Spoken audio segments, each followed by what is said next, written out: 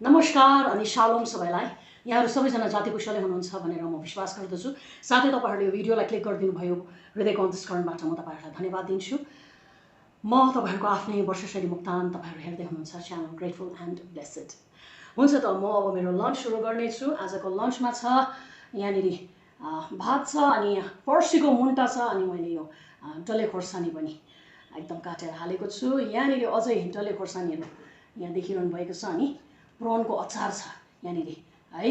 यो चाहिँ ग्यान्टोकबाट अर्डर हामीले मगाएको थियो। अनि यहाँनिर छ दाल तपाईहरुले देखिरहनु भएको छ।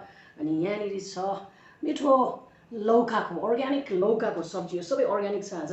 अनि यहाँनिर पापड फ्राई गरेको छ अनि यहाँनिर अन्डा छ। र विशेष गरी आजको यो मिल चाहिँ म भन्दिनँ, तर यहाँ जुन चाहिँ मैले डल्ले खोर्सानी यहाँनिर मैले आज खाना लागेको छु त्यो चाहिँ मैले मिस गरिरहेको थियो अरे खानामा भनेर मेरो साथी है, मेरो फ्रेन्ड अथवा मेरो स्टुडेन्ट टिचर जो Carmel teacher training institute Pakyong East सिक्किममा हुनुहुन्थ्यो, Tenzing P Wangdi, all the way from Bhutan है। Right now she is residing in Guwahati after her marriage है। God bless you both. And उहाँले चाहिँ मलाई नेक्स्ट टाइम तपाईँले मुकबाङ गर्नु हुँदाखेरि चाहिँ यो डल्ले खोर्सानी नबिर्सनुहोस् है म्याम भन्नुभएको थियो। अनि खुसी लाग्छ आज उसैको निम्ति यो अन्डा पनि म खान लागेको छु। तर यो अलिकति ट्विस्ट आएको छ यहाँनिर है। यो चाहिँ प्रन अनि एक्चुअली उहाँ चाहिँ भेज हुनुहुन्छ तर अन्डा चाहिँ उहाँले लिनुहुन्छ। अनि त्यति मात्र नभएर the most common thing Tenzing P Wangdi अनि मेरो चाहिँ के हो भने we both have been studied in Carmel teacher training institute. Anyways ढिलो नगरौँ है, मलाई पनि एकदमै भोक लागिरहेको छ अनि म पनि खानु पर्यो। हुन्छ त प्रार्थना गर्नेछु। थ्याङ्क यू जिसस, धन्यवाद यो भोजनको निम्ति, धन्यवाद यीशु। हुन्छ त अब म सुरु गर्नेछु। यो फर्सीको मलाई साह्रै मनपर्छ। फर्सी अरे यो लौका, किनभने यो प्रन देख्दा चाहिँ मलाई फर्सी याद आउँछ कि। ओके, दिस इज लौका अनि प्योर अर्ग्यानिक फर्सीको मुन्टा। हुन्छ त दामी दामी।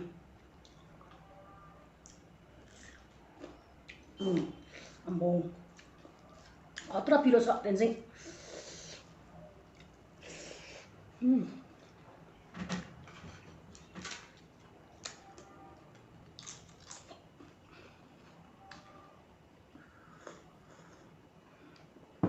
एउटा काटिदिनु है।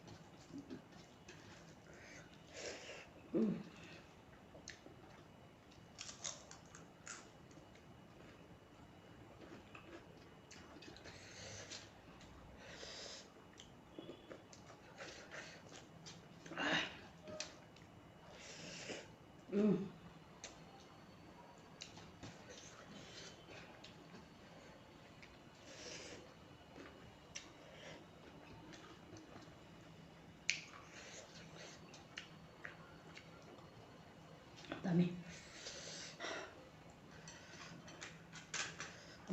डल्ले खोर्सानी त फर्स्ट बाइटमै हुरुक्क रहेछ, हुरुक्क हुने गरी भयो।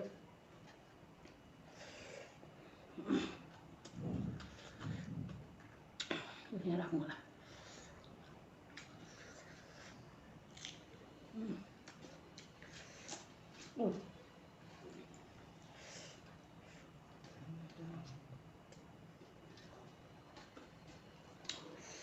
डल्लेको बल्ले बल्ले देखेर भातहरू पनि उफ्रिँदैछ बताउ।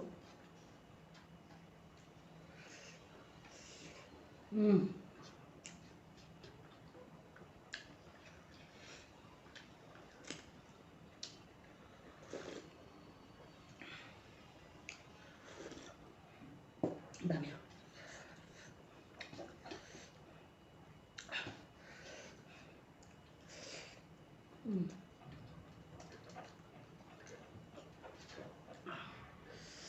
दामी भएछ हौ यो लौकाको सब्जी।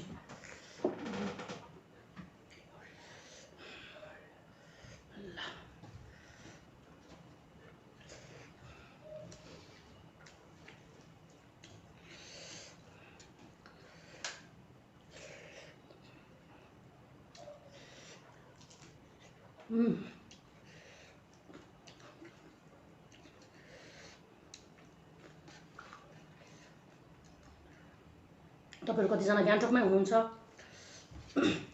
या सिक्किममै हुनुहुन्छ भने मगाउन सक्नुहुन्छ यो अचार।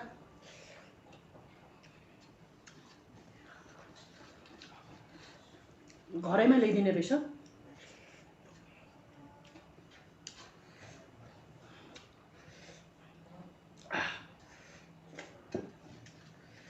दामी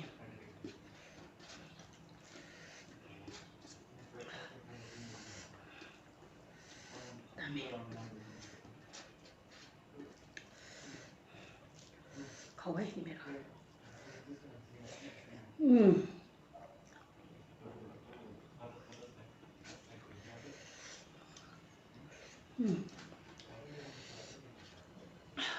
खानु सक्छु कि भनेर 3टा 4टा डल्ले ल्याएको त।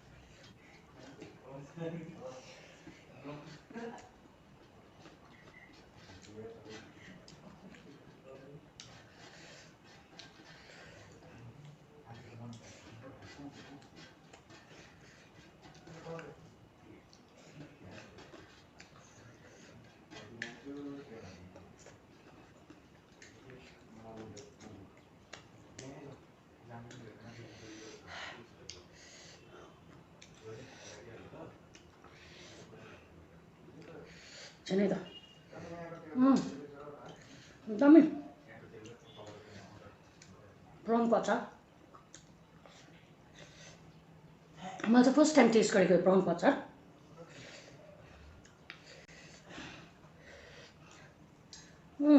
दामी यो सनी साइड अप म त्यसरी खानुपर्छ।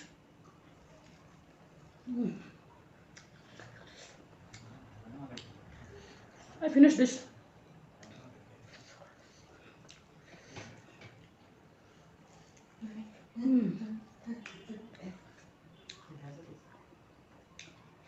दामी भयो।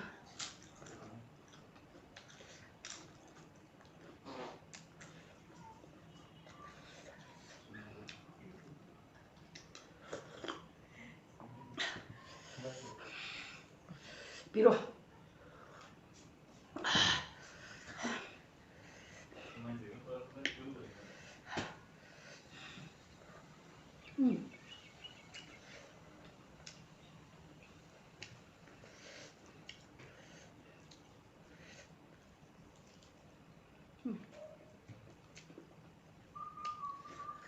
यो सनी साइड अप चाहिँ मैले बेक गरेर बनाएको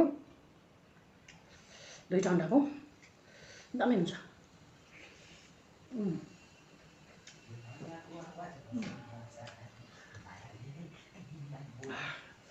दामी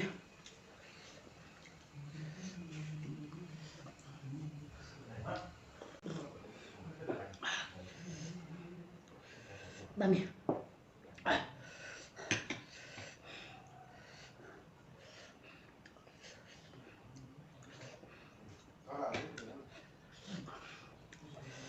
ल है मेरो प्रिय हो। आज त डल्लेको फेरि पनि म भनिहाल्छु बल्ले बल्लेले चाहिँ मलाई साह्रै पाए। But anyways I enjoyed. मलाई मनपर्छ। दामी छ।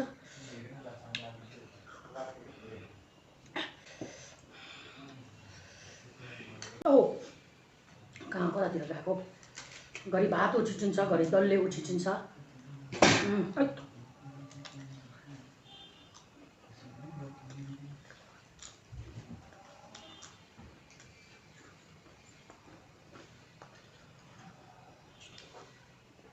हुन्छ त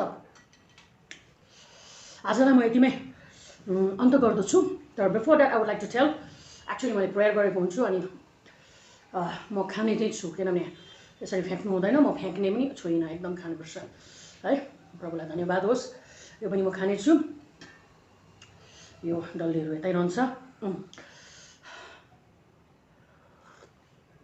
र नानी त्यो उतै ल्याउ त अचार र तपाईँहरूलाई मैले भन्न पर्दा यो चाहिँ हेर्न सक्नुहुन्छ अहिले त्यही भएछ अस्ति नै ल्याएको यो चाहिँ प्रनको अचार 60 रुपिस यो बोतलको अनि यत्रै बोतलमा 50 रुपिस गर्ने भटमास अनि प्रनको अचार पनि छ यो चाहिँ मैले ग्याङटकमा मेरो स्टुडेन्टको बुबाले है ग्रान्डपा ग्रान्डममले एउटा सानो अन्टरप्रेन्योरसिप स्टार्ट गर्नुभएको छ अनि कृपया गरेर तपाईँहरूले यो लिन सक्नुहुन्छ तपाईँहरूले मलाई कमेन्टमा भन्न सक्नुहुन्छ है यो कहाँ पाइन्छ यदि तपाईँ यहाँ पाक्योङसम्म त उहाँ डेलिभर गर्न आउनुभयो भने अब त्यति टाढो त होइन है तर फेरि पनि नजिक जहाँ पनि छ तपाईँहरूले कल गर्न सक्नुहुन्छ कल गरेर तपाईँहरूले बोलाउन सक्नुहुन्छ हुन्छ त I really enjoy today's meal as usual है र फेरि पनि तपाईँहरूले फोन गरेर भन्नु सक्नुहुन्छ भनेर मैले भनिरहेको छु है म यहाँको फोन नम्बर पनि यदि तपाईँहरूलाई चाहियो भने चाहिँ म फोन नम्बर दिनेछु तपाईँहरूले कमेन्टमा मेन्सन गर्न नभुल्नुहोस् हुन्छ त आजलाई यति नै र हेर्दै गर्नुहोस् हाम्रो च्यानल ग्रेटफुल एन्ड ब्लेसेड यदि तपाईँहरूले आजसम्म सब्सक्राइब गर्नुभएको छैन भने कृपया गरेर सब्सक्राइब गरिदिनुहोस् सधैँ नै तपाईँहरूको निम्ति प्रार्थना गर्नेछ हुन्छ त thank you for watching God bless you all shalom everyone